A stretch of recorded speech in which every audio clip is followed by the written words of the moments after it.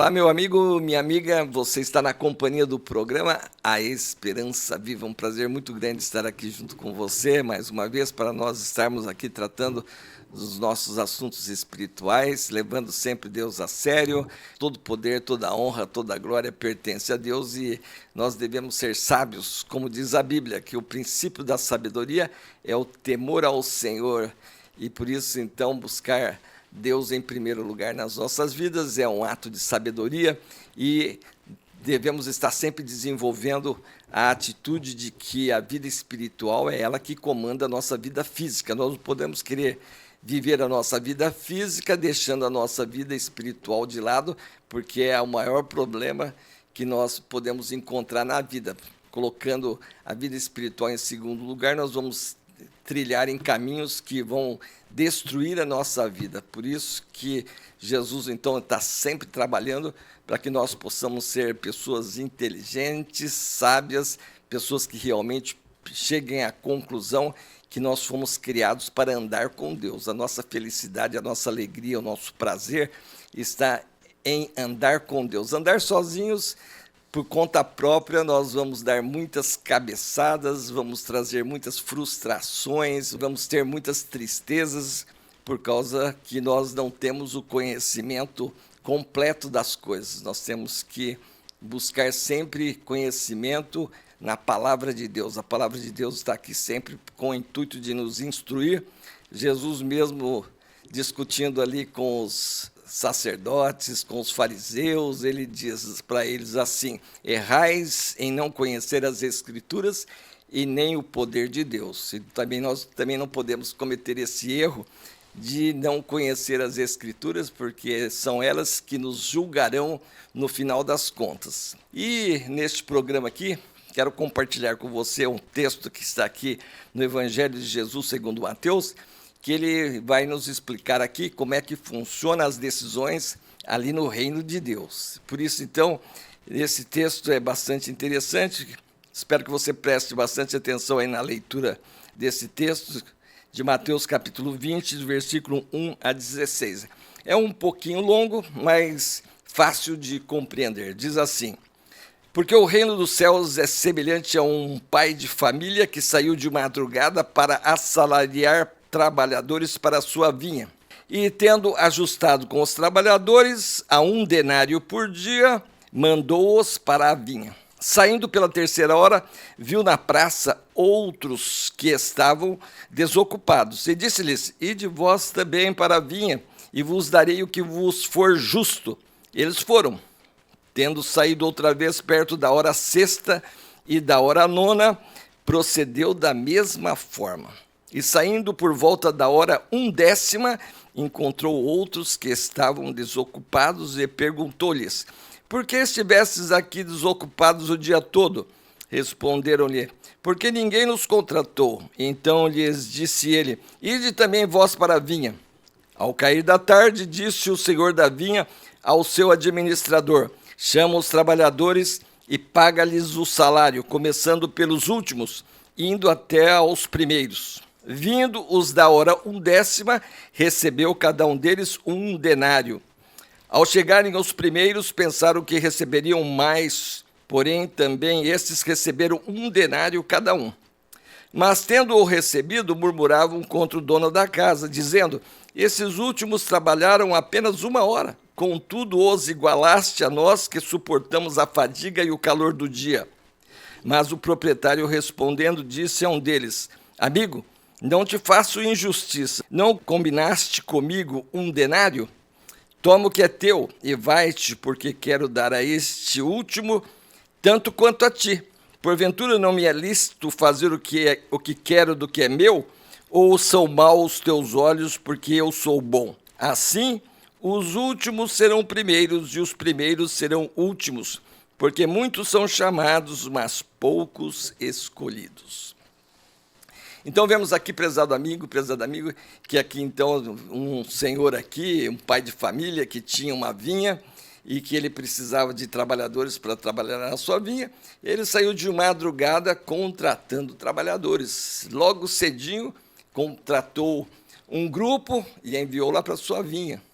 E depois de 3 horas às 9 horas da manhã. A terceira hora significa 9 horas da manhã. A contagem aqui do horário aqui, quando fala de madrugada, como se fosse às 6 horas da manhã. A terceira hora, 9 horas, a sexta hora, meio-dia, a nona hora, às 3 horas da tarde, a 1/10 hora, 5 horas da tarde. Então, ele saiu para contratar trabalhadores em todos esses horários, né? Logo pela manhã, contratou um grupo, às 9 horas da manhã, contratou outro grupo, meio-dia, outro grupo, e às 3 horas da tarde, e às 5 horas da tarde, ele foi lá na praça e tinha lá mais alguns trabalhadores ali ainda esperando ser contratados, e ele, então, perguntou para eles: por que vocês estão aí ociosos o dia todo? É porque ninguém nos contratou. E ele assim mesmo contratou aqueles homens que ficaram ali o dia todo, ali na praça, esperando alguém para contratá-los, e não apareceu ninguém, mas ele então contratou e mandou eles trabalhar aquela última hora ali na vinha. Assim, chegando à tarde, ele chamou lá o seu administrador e mandou pagar todos os trabalhadores, começando pelos últimos. E ele tinha combinado lá com o primeiro grupo de receber cada um denário por dia. Um denário significa o salário de um trabalhador diário, a diária de um trabalhador completa. E então, quando chegou no acerto de contas lá com aqueles que trabalharam apenas 1 hora, ele mandou pagar 1 denário, e os outros também. E chegando até os que foram contratados na madrugada, também pagou 1 denário. Ele pagou exatamente aquilo que ele tinha combinado.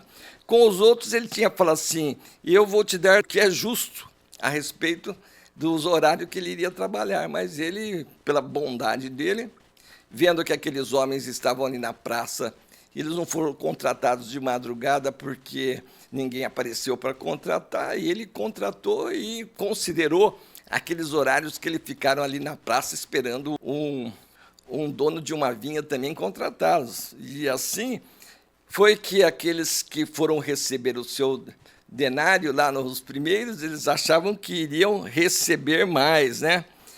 Eles disseram assim: ao chegarem os primeiros, pensaram que receberiam mais, porém também esses receberam 1 denário cada um. Mas, tendo recebido, murmuravam contra o dono da casa, dizendo: este último trabalhar apenas 1 hora, contudo os igualasse a nós, que suportamos a fadiga e o calor do dia.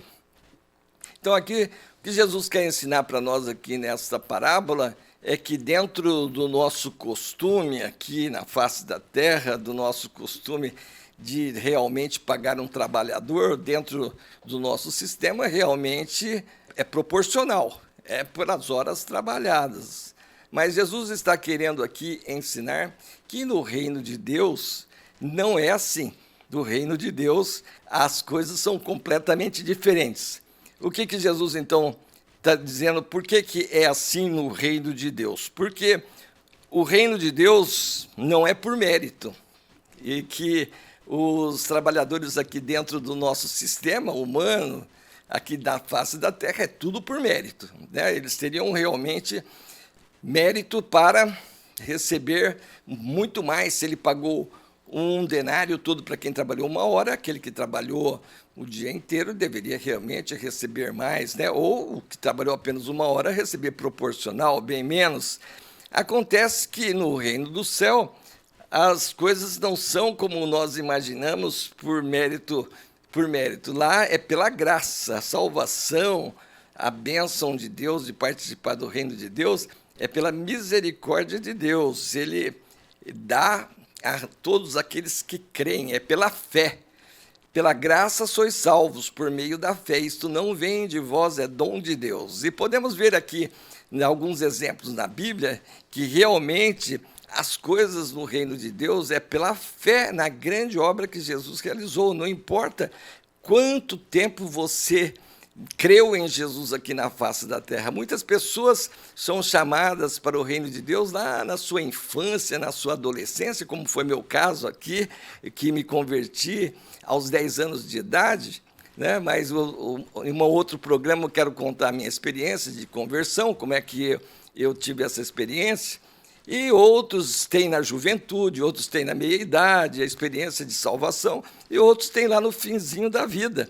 E todos vão receber o mesmo prêmio, não tem diferença em quanto tempo? Por isso, então, às vezes você está preocupado, achando que já não tem mais jeito para a sua vida, mas nós vemos aqui na palavra de Deus que a nossa vida, enquanto nós estamos vivos aqui, a obra que Jesus realizou ali na cruz do Calvário, ela sempre está valendo para cada um de nós, se nós crermos, é pela fé. A Bíblia está bem resumidinha, em poucas palavras. Deus diz assim: meu justo viverá pela fé. É a confiança que nós temos em Jesus, a confiança que nós temos em Deus. Então, nós vemos aqui alguns exemplos, como, por exemplo, o apóstolo Paulo, que foi um grande pregador da palavra de Deus, um homem que realizou muitas obras. Depois de Jesus, foi o homem que mais realizou obras aqui na face da terra, divulgando o cristianismo, ensinando a palavra de Deus, divulgando o trabalho de Jesus. E lá em 2 Coríntios, capítulo 12, o apóstolo Paulo diz assim: e para que não me ensoberbecesse com a grandeza das revelações, foi-me posto um espinho na carne, mensageiro de Satanás, para me esbofetear, a fim de que não me exalte. Por causa disso, 3 vezes pedi ao Senhor que o afastasse de mim. Então ele me disse: a minha graça te basta, porque o poder aperfeiçoa na fraqueza. E aí, então, o apóstolo Paulo, ele como um grande servo de Deus, e ao invés de ele ficar revoltado como aqueles trabalhadores que trabalharam o dia todo, ele reconheceu que aquilo que Deus estava oferecendo para ele já era suficiente. A minha graça te basta. A graça, que significa bênção sem mérito, uma bênção que nós recebemos sem merecer. E aqui o apóstolo Paulo, então, ele pediu a Deus que livrasse daquela enfermidade. E Deus disse para ele: olha, Paulo, é para você lembrar que você pertence ao meu reino pela grande obra que Jesus praticou por você lá na cruz. A minha graça te basta, você já pertence ao meu reino. Então você vai aperfeiçoar aí agora a sua vida espiritual na fraqueza. E Paulo, então, ele reconheceu isso: de boa vontade, pois me gloriarei nas fraquezas, para que sobre mim repouse o poder de Cristo. Pelo que sinto prazer nas fraquezas, nas injúrias, nas necessidades, nas perseguições, nas angústias por amor de Cristo, porque quando sou fraco, então é que sou forte. Então veja que o apóstolo Paulo aqui, ele aceitou claramente a decisão de Deus em mostrar para ele que ele também foi salvo por causa da grande obra de Jesus. Apesar de ele ter feito muitas obras, mas ele fez aquilo por causa que ele também foi beneficiado com a morte de Jesus, morrendo lá na cruz substitutivamente no lugar dele e no lugar de todos nós. E aí, se nós compararmos, por exemplo, o trabalho do apóstolo Paulo com aquele ladrão que morreu no último segundo da vida, clamando por Jesus, e ele foi salvo também. Diz aqui o texto lá em Lucas 23, de 39 a 40, a respeito daquele homem que, morrendo ali ao lado de Jesus, aproveitou a oportunidade. Um dos malfeitores, crucificados, blasfemava contra ele, dizendo: não és tu o Cristo? Salva-te a ti mesmo e a nós também.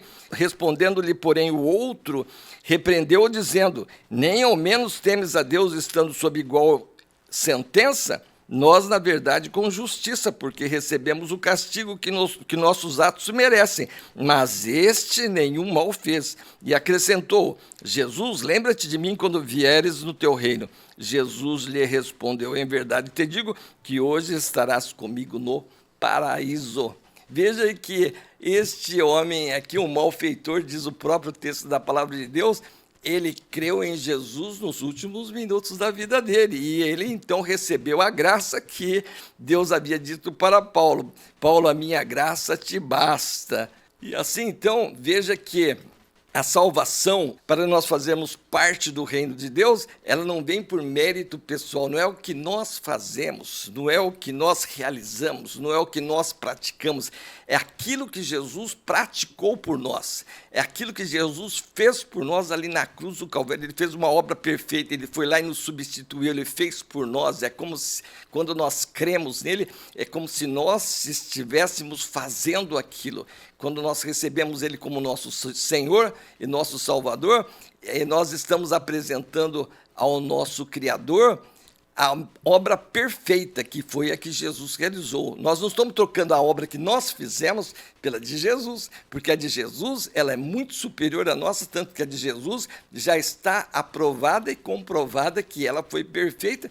Quando ele ressuscitou ao terceiro dia, é uma resposta do céu dizendo para todos nós: olha, creia no que ele fez por vocês.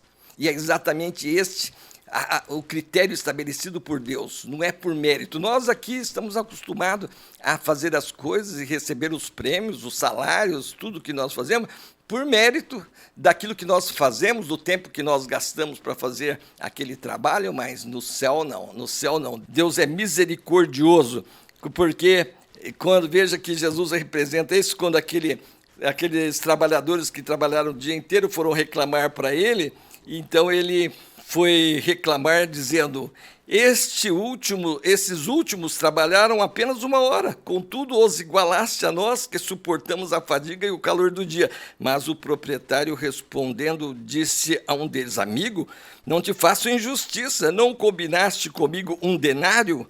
Toma o que é teu e vai-te, pois quero dar a este último tanto quanto a ti.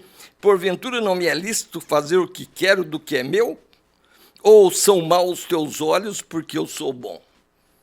Então é assim que Deus ele age quando nós cremos em Jesus. Por isso, então, meu amigo, minha amiga, a única religião verdadeira que nos coloca dentro do reino de Deus é uma pessoa viva, é Jesus Cristo. Ele que realizou a obra por nós ali na cruz do Calvário, é Ele que perdoa os nossos pecados, é Ele que nos coloca dentro do reino de Deus e nos leva, então, a ter aquela experiência maravilhosa que ele disse para Nicodemos: se você não nascer de novo, você não pode entrar no reino de Deus. E quando você, então, crê em Jesus, você nasce de novo, seus pecados são perdoados, o Espírito de Deus, então, vem e habita no seu coração, confirmando que você já é filho de Deus, e assim você agora terá paz no seu coração. Se você ainda está buscando essa paz, creia em Jesus e você vai ver que realmente o Senhor Jesus Cristo, ele é perfeito, ele vai realmente saciar a tua sede. Por isso ele diz: se você beber da água que eu lhe der,